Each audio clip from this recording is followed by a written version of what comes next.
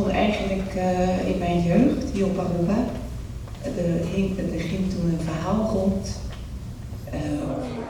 Ik ben 12 jaar bezig geweest met het onderzoeken naar de verzamelingen van Anton van Koolwijk. Dat is dus deze meneer. En die heeft hier gewoond en gewerkt op Aruba, Bonaire en Curaçao van 1871 tot 1886. En Van Koolwijk heeft voor de Nederlandse musea allerlei voorwerpen verzameld.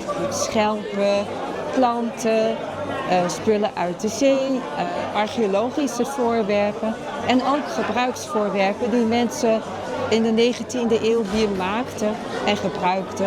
Ook mooie muziekinstrumenten. Op dit moment kunnen ze een inzage-exemplaar inzien bij het Archivo Nacional Aruba. Er komen meer boeken. Ze zijn nog in Nederland, maar ze komen deze maand over.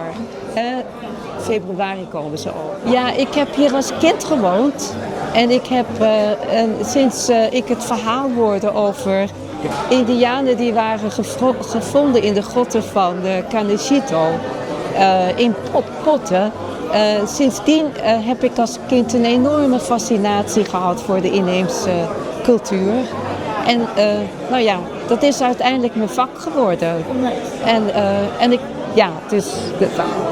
Niets is leuker natuurlijk om iets te onderzoeken waar je als kind al heel erg in geïnteresseerd was.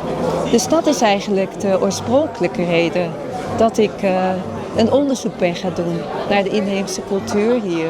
Ja.